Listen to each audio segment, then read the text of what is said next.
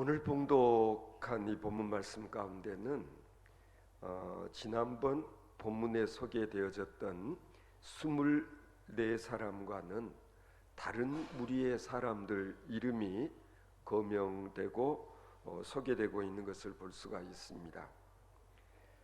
지금 사도 바울이 로마 교회에 편지를 써 보내고 있는 곳이 어디일까? 여러분 어디일 것 같아요?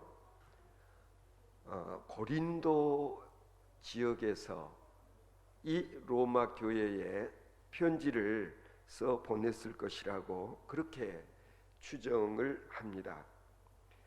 그리고 오늘 본문에 등장하는 사람들은 누구냐 하면은 로마 교인들도 알만한, 지금 바울 사도가 있는 그곳의 교인들, 그분들 중에 몇 사람 이름을 이렇게 거명하면서 안부를 전하고 있는 내용이 바로 오늘 본문 말씀인 것입니다.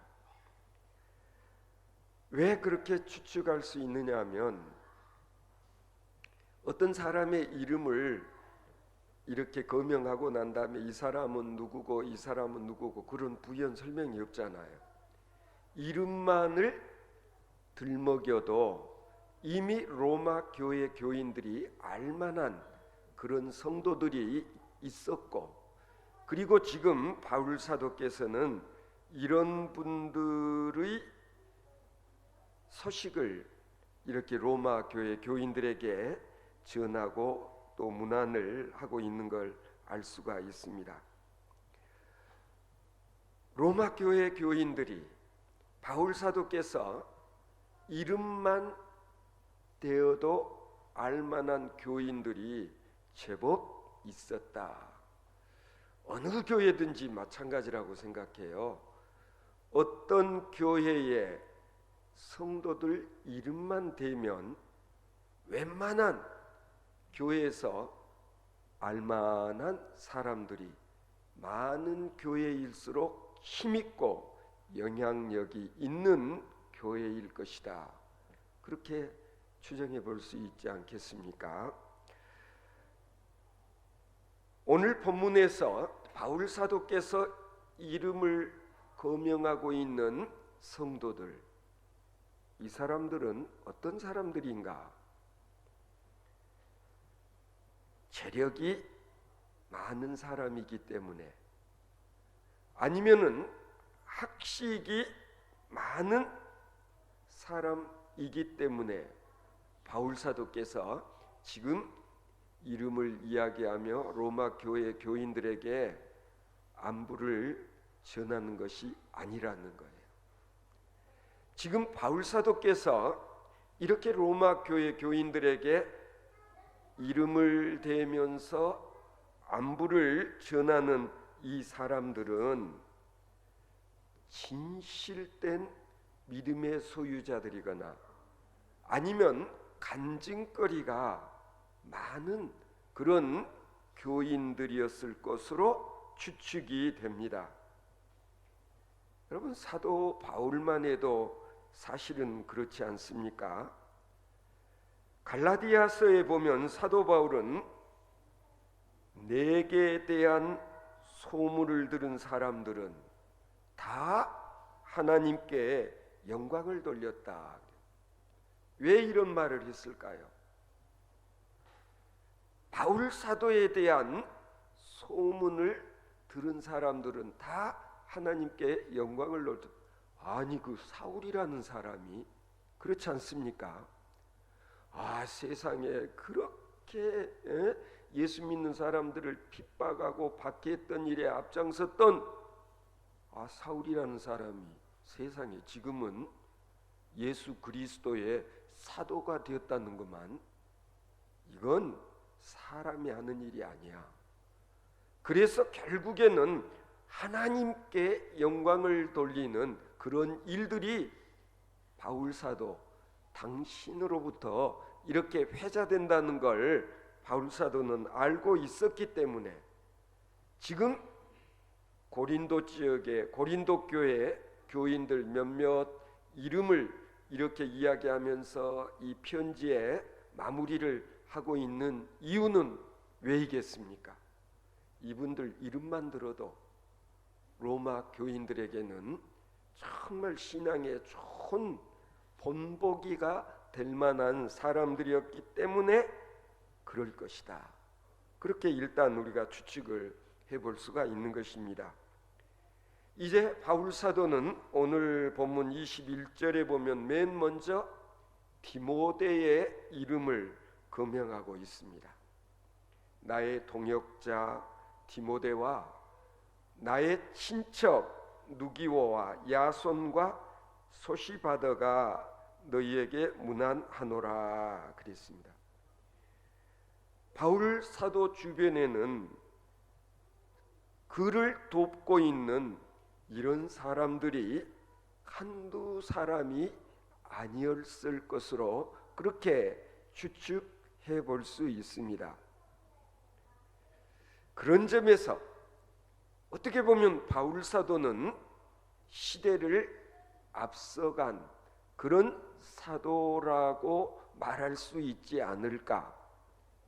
왜 그러냐면은요, 현대 목회를 우리가 한번 두고 생각해 보면 그렇습니다. 여러분들이 어느 교회든지 그 교회 가서 주보를 보면은 맨 먼저 뭐 담임 목사 누구 그 다음에 부교역자 이름 쫙쫙쫙쫙, 그 다음에 나름대로 뭐 이 협동 목사라든지 아니면 전도사님들 뭐 이름이 이렇게 쭉 나열되어 있는 이유는 왜일까?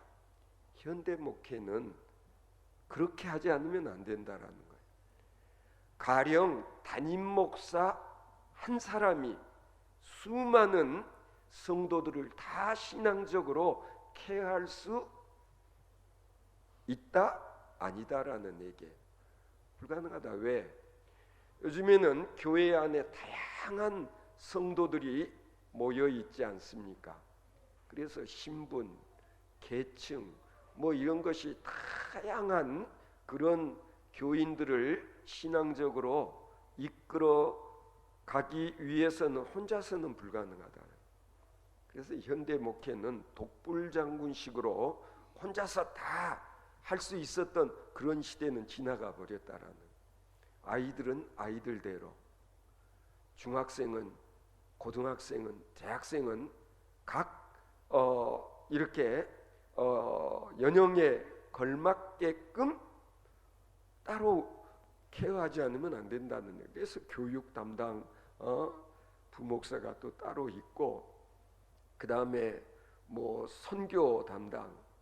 그래서 제가 서울 소망교회에 있을 때만 해도 부교역자들이 한 18분이 같이 우리가 사역을 했었지만은 나름대로의 보직이 있는 거죠. 뭐 저 같으면은 예배부를 담당했었던 적도 있었고, 제가 청년부 담당 교역자로 사역을 하기도 했었고, 어떤 목사님은 뭐 대학부, 선교부, 재정부 각 분야마다 이렇게 교역자들에게 보직을 주어서 같이 목회를 해나가는, 소위 팀 미니스트리를 하지 않으면 안 된다라는 얘기예요. 그런 점에서 바울 사도는 우리가 바울 서신을 이렇게 읽어보면 일찌감치부터 그런 식의 팀 미니스트리를 했던 선구자라고 하는 것을 알 수가 있어요. 그런 점에서 바울 사도를 가장 가까이서 어쩌면 바울 사도의 오른팔 역할을 했던 사람이 누구냐? 그가 바로 디모데였다라는 것을 알 수가 있어요. 지금까지 우리가 뭐 사도행전이나 아니면 로마서 쭉 상고해 왔지만은 바울 사도는 교회를 개척하면 자기가 그 교회를 끝까지 이렇게 사역을 하는 것이 아니라 개척을 한 다음에는 디모데를 불러서 디모데로 하여금 이 교회의 감독의 역할을 할 수 있도록 그렇게 했다는 걸 알 수가 있어요. 빌립보서 2장 19절 20절을 보면은요, 내가 디모데를 속히 너희에게 보내기를 주 안에서 바람은 너희 사정을 알므로 안위를 받으려 함이니 이는 뜻을 같이하여 너희 사정을 진실이 생각할 자가 이밖에 내게 없음이라. 그들이 다 자기 일을 구하고 그리스도 예수의 일을 구하지 아니하되 디모데의 연단을 너희가 아나니 자식이 아버지의 함같이 나와 함께 복음을 위하여 수고하였느니라.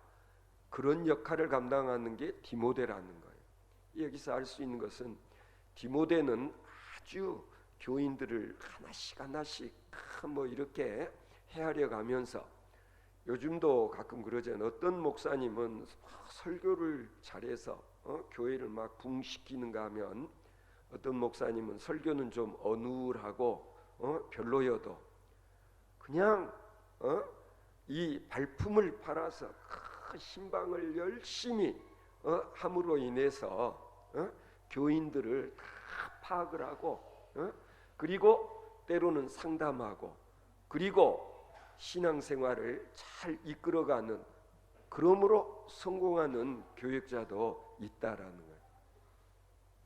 다 제각기 받은 바 은사와 그리고 자기만이 잘할 수 있는 그런 달란트를 가지고 이렇게 사역을 하는데, 디모데는 바울 사도가 생각하기에는 나보다도 훨씬 더 이렇게 교회 교인들을 더 잘 목양하는 그런 동역자다, 그렇게 소개를 하고 있는 것을 볼 수가 있지 않습니까?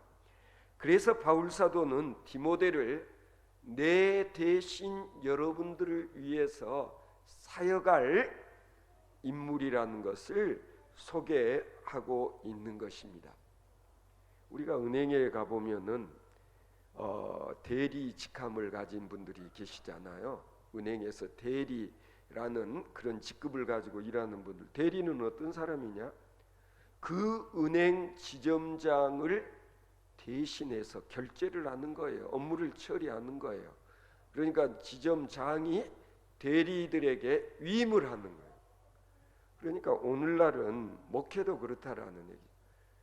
저도 지금까지 부목사들과 더불어서 사역할 때는 제가 부목사님들에게 나름대로 이렇게 역할을 맡기고 뭐 일일이 이렇게 저렇게 막 세세하게 뭐 지시하거나 감독하는 게 아니라, 어떤 일을 맡겨줬으면 그냥 책임지고 할 수 있도록 좀 그렇게 하는 편이었는데요. 일단 보직을 맡겼으면은 책임을 지고 내 대신 위임받은 바를 이렇게 실천해 나가는 이런 팀워크, 이게 바로 소위 팀 미니스트리라는 거고, 바울 사도는 우리가 이 로마서 이제 마지막 대목을 읽어보면 그런 점에서 엄청나게 앞서가는 그런 사역자요, 좋은 모델이었구나라는 것을 알 수 있다는 것이죠. 그래서 바울 사도는 디모데를 엄청 아끼고 사랑했던 것 같아요. 그래서 여기서는 보면은 동역자라는 명칭을 사용을 했지만은 뒤에 디모데 후서에 가서 보면은 디모데를 나의 아들이라고 그래요. 믿음의 아들 디모데라고 그렇게 말을 하는 것은 그만한 사실은 내력이 있기 때문이에요. 여러분이 아시는 대로 이 디모데는 바울로 인해서 예수를 믿었고 바울에게 세례를 받았고, 그리고 연영적으로는 바울 사도의 아들뻘 되는 그런 위치에 있었기 때문에 바울 사도는 디모데를 나의 믿음의 아들이라고까지 그렇게 말하는 것을 볼 수가 있는 것이죠.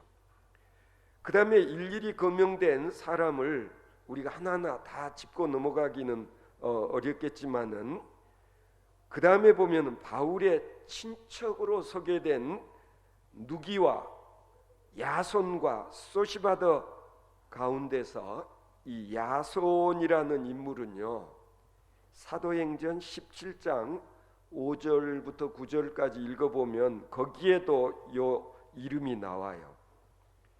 그는 데살로니가 사람으로서 바울이 그곳에서 전도를 할 때에 많은 유대인들이 바울을 핍박을 하고 그리고 내쫓으려고 했는데 야손이라는 이분이 바울 사도를 영접하고 그리고 그를 숨겨주기까지 했다는 게 기록이 되어 있거든요. 이런 사실을 알게 된 유대인들이 야손의 집까지 쳐들어와 가지고 바울을 찾았지만 마침 바울이 출타 중에 있었기 때문에 찾지를 못하고 허탕을 치게 되니까 보면은 그냥 분풀이를 누구한테 했느냐? 야손을 끌어다가 매질을 하고 고생을 시켰다는 그런 이야기가 기록이 되어 있습니다. 그러니까 한마디로 말해서 야손이라는 사람은 바울 사도 대신 핍박과 고통을 당한 전력이 있는 사람이라는 것을 알 수가 있어요. 나중에 다른 사람들 몰래 바울 사도를 다른 곳으로 피신할 수 있도록 도와줬던 인물, 그가 야손이라는 거예요. 그리고 다음으로 더디오라는 인물은 16절에 뭐라고 기록을 해놓고 있어요? 이 편지를 대서하는 더디오도 주 안에서 너희에게 문안하노라. 아하, 더디오라는 사람은 바울 사도의 편지를 쓰는 일을 도와줬구나. 여러분들이 아시는 바대로 바울 사도가 말년에 눈도 어두워지고 가령 편지를 직접 쓰기가 어려워진 상태에서 바울 사도가 구술을 하면 편지를 입으로 말을 하면 그걸 받아 적어 주는 역할을 더디오라는 사람이 했구나라는 걸 알 수가 있어요. 그러니까 일종의 비서 역할을 했을 것으로 추측이 되어지는, 마치 누가가 바울을 따라다니면서 주치의 역할과 비서 역할을 했던 것과 비슷한 그런 일을 바로 이 더디오라는 인물도 했을 것이라는 그런 추측을 해볼 수가 있는 것이죠. 저는 가끔 그런 생각해요. 가령 제가 이 시대에 태어났으니 망정이지, 그러잖아요. 이제 70이 되었는데 이 안경 벗어버리면 책을 못 읽거든요. 안 읽을 수가 없어요. 또 제 경우는 컴퓨터가 없었다면 나는 글씨도 빨리빨리 못 쓰고 한데 굉장히 힘들었을 것 같아요. 설교 준비를 막 옛날 목사님들처럼 막 이렇게 손으로 써서 설교 준비를 하고 그랬다면 저는 참 힘든 목회를 했을 텐데, 그래도 저는 일찍부터 컴퓨터를 사용할 수 있어서 이 워드 작업을 할 수 있기 때문에 지금도 설교 준비를 비교적 쉽게 할 수 있는, 그러니까 어떻게 보면 시대를 참 잘 타고 났다, 문명의 이기에 감사하지 않으면 안 된다라고 생각하는데 바울 사도는 얼마나 힘들었을까? 그렇잖아요. 저도 지금 임플란트를 한 5개 정도를 벌써 했는데요. 옛날 같았으면은 이가 없이 이렇게 생활을 해야 되니 제대로 먹지도 못하고, 그러니까 옛날 사람들이 수명이 지금 우리들처럼 8, 90세, 100세 시대 이런 거 상상도 못할 일 아니어서 60만 대도 장수했다고 막 해갑 잔치하고 그랬는데, 바울 사도는 바로 자신의 부족함을 이렇게 주변 사람들이 채워주었다. 더디오는 편지 쓰는, 바울 서신이 얼마나 많아요? 12편 정도. 이거 다 이런 분들이 도와줬기 때문에 가능했고, 오늘 우리가 이 편지 글들을 읽을 수 있게 된 것은 전적으로 더디오와 같은 사람이 있었기 때문이다. 또 한 사람 소개하자면 23절에 보면 나와 온 교회를 돌보아주는 가이오라는 인물을 소개하고 있어요. 이전 우리 개역 개정판 성경인데 요 전 번역판을 우리는 개역 성경이라고 그러잖아요. 거기에 보면 23절을 지금 여기에는 나와 온 교회를 돌보아주는 가이오 그랬는데요. 이전 개역 성경에서는 식주 가이오라고 그렇게 번역을 했어요. 가이오 이름 앞에 식주라는 말이 붙어 있어요. 왜 식주 가이오라고 했을까? 여러분들도 가끔 그런 표현 쓰잖아요. 뭐 친구들끼리 뭐 어디 가서 뭘 사 먹는 그런 경우가 있다든지, 오늘 누가 밥값 낼 것이다. 친구들 중에 밥값 잘 내는 친구를 뭐라 그래? 우리의 물주 아무개. 예? 좀 재정적으로 여유가 있어서 그냥 먹는 문제 같은 걸 해결해 주는 역할을 이 양반이 했구나. 예? 가이오는 고린도에 살고 있는 인물이었어요. 그래서 고린도전서 1장 14절에 보면 바울이 세례를 준 두 사람 가운데 한 사람이 가이오였음을 알 수가 있어요. 추측건대는 이 가이오는 그 시대에 사회적으로 제법 지위가 높은 사람이었고, 그리고 부자였을 것으로 추측이 되어져요. 바울 사도 때문에 예수를 믿게 되었고 세례를 받게 되었고, 그 다음부터는 바울 사도에게 먹는 문제 같은 걸 그냥 해결해 주는, 그렇잖아요. 그래서 제가 지금 이제 뭐 한 20년 순천에 와서 사역을 했는데 1986년에 제가 목사 안수를 받아서 오늘에 이르기까지 가령 내가 대접받았던 사람, 나를 대접했던 성도들 머릿속에 이렇게 누구 어느 분, 뭐 내가 세문안교회에 있었을 때, 내가 소망교회에 있었을 때, 내가 중앙교회 담임으로 온 이후에 그래도 목회자라고 대접을 해줬던 분들, 여러분 우리가 살다 보면은요 꼭 막 재정이 넉넉하고 뭐 부자로 살아서 내가 누군가를 이렇게 돕고, 그리고 또 때로는 교역자를 대접하고 반드시 그런 것 같지만은 않아요. 도저히 형편이 안 되는 그런 분이 그냥 한번 이렇게 그냥 대접을 하고 하는 그런 경우가 있거든요. 보면은 예배 드리고 나온 다음에 꼬깃꼬깃 지폐를 그냥 이렇게 손에다가 꽉 쥐어주고 이렇게 가시는 그런 분들 참 잊을 수가 없죠. 저는 좀 그래야 된다고 생각을 해요. 앞으로도 우리 교인들 경우 그래도 교역자들을 그래 좀 대접하려고 그러고, 그게 뭐예요? 사기를 돋궈주는 것이죠.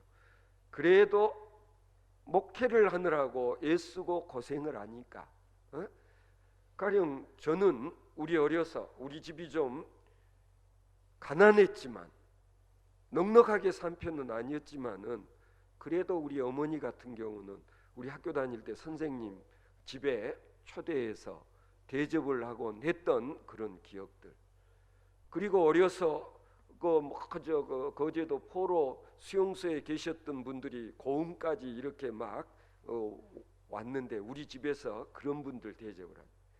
주일 예배 끝나고 보면은 막 그 소경 장애 있는 분들이 우리 집에 오셔가지고 점심을 같이 먹었던 일들.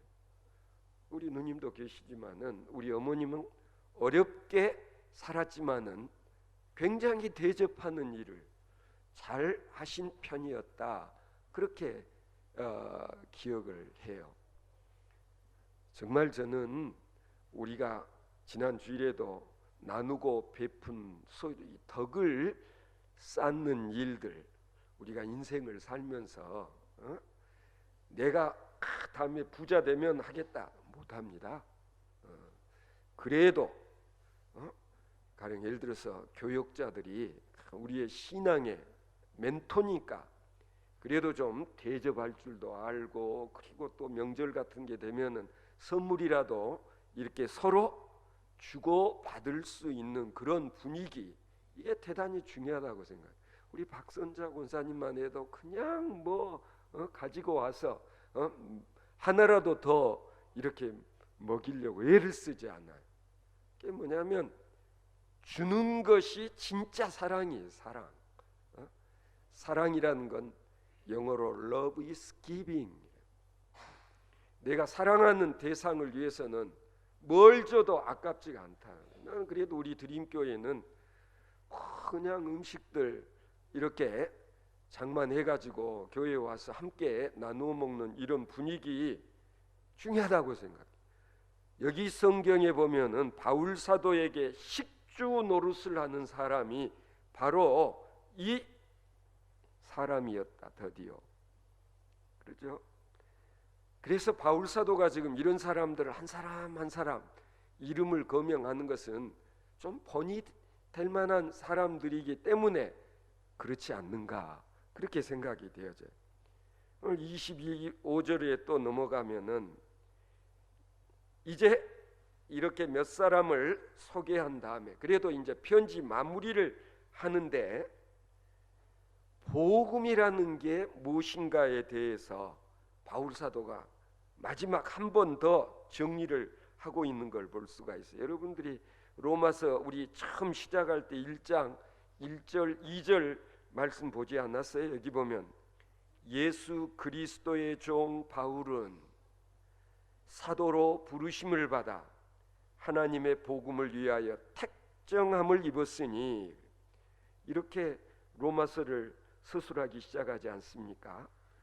그는 복음을 위하여 택정함을 입었고 이 복음은 하나님이 선지자들로 말미암아 그의 아들에 관하여 미리 성경에 약속한 것이라고.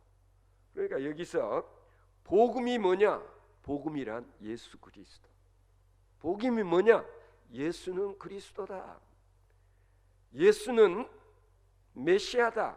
예수는 하나님의 아들이다.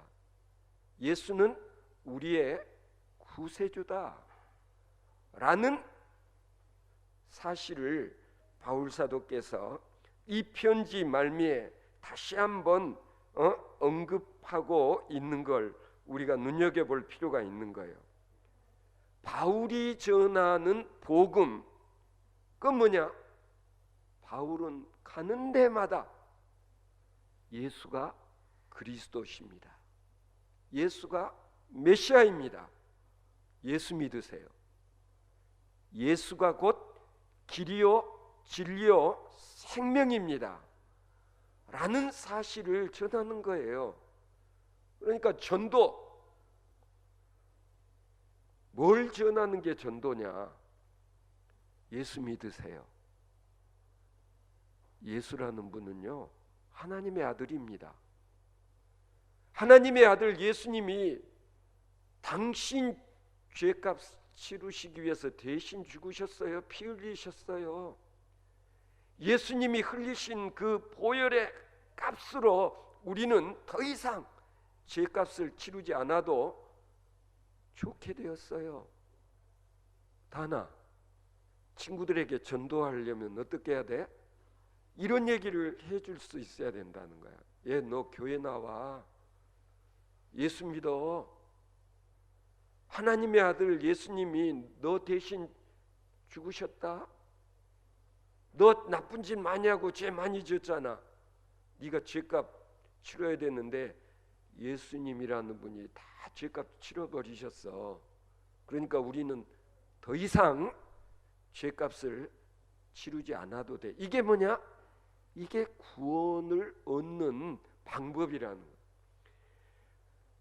바울 사도는 한마디로 복음은 예수, 복음은 그리스도라는 사실을 분명히 전했다는 거예요. 그래서 사도 바울은 자신에게 이와 같은 복음이 주어진 이유가 뭐냐? 모든 민족이 믿어 순종하게 하시려고, 그렇게 여기 적어놓고 있잖아요. 모든 세상 만민이 다 예수를 믿고 구원 얻게 하기 위해서 나는 사도로 부름을 받았다. 나의 사명은 뭐냐? 이걸 많은 사람에게 가르쳐 주는 것, 전해 주는 것이다 라는 걸 바울 사도는 분명히 사도의 사명으로 알고 있었다는 걸 오늘 우리는 다시 한번 확인할 수가 있어요. 예수는 그리스도라는 고백, 그리고 당신은 그리스도의 종, 즉 모든 민족이 다 하나님의 자녀가 되어지게 하는 일에 자신은 그리스도의 종으로 부름을 받았다, 택정함을 받았다라는 사실을 오늘 편지 말미에 다시 한번 기록해 놓고 있잖아요. 이게 중요하다라는. 예수님께서 말씀하시기를 나는 길이요 진리요 생명이니 나로 말미암지 않고는 아버지께로 올 자가 없느니라. 천국 들어갈 수 있는 티켓, 시온이 천국 들어갈 수 있는 티켓 뭘로 살 수 있어? 돈 가지고 살 수 있어? 안 되지. 그러면 천국 들어갈 수 있는 티켓은 무엇으로 살 수 있어? 돈이 아니고 또 내가 착한 일을 했다고 주어지는 것이 아니고 뭐예요? 예수 믿는 거예요. 예수 믿어. 뭘 믿어? 예수님이 그래 나 대신 죽으셨어. 이 믿음, 예수님은 구세주야. 구세주, 세상 만민을 구원하시려 이 세상에 오신 하나님의 아들, 이게 바로 복음이라는 거예요. 이걸 아멘. 하나님이 세상을, 요한복음 3장 16절 우리 어린이들 한번 같이 외워봐요. 요한복음 3장 16절 하나님이 세상을 이처럼 사랑하사 독생자를 주셨으니 누구든지 저를 믿는 자는 멸망치 않고 영생을 얻게 하려 하심이라.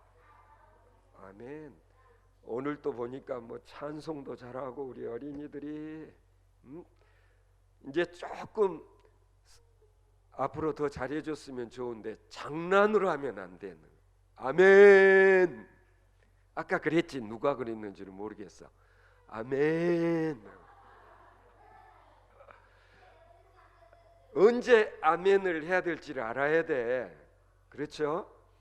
그래도 우리 어린이들 보면은 요새 우리 수요 예배 나와가지고 막 찬송도 열심히 잘 부르고 아멘도 잘하고 우리 어린이들 마음속에 믿음이 점점 자라고 있다는 걸 알 수가 있어요. 바울 사도는 이런 것들을 조금 품격 있게 표현하자면 바울 사도는 복음을 체계화하고 지식화하고 그리고 신학화하는 작업을 했다라는.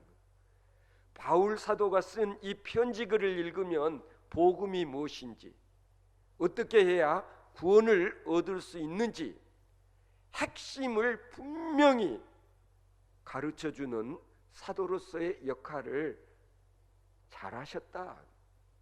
로마서는 그런 점에서 대단히 중요한 편지글이다.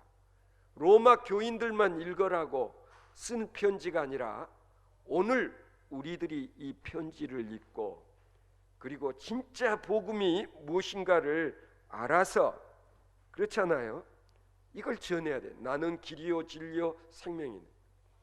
그래서 오늘 보면 마지막 대목, 마지막 절 한번 같이 읽어보실까요? 지혜로우신 하나님께 예수 그리스도로 말미암아 영광이 세세 무궁하도록 있을지어다. 아멘.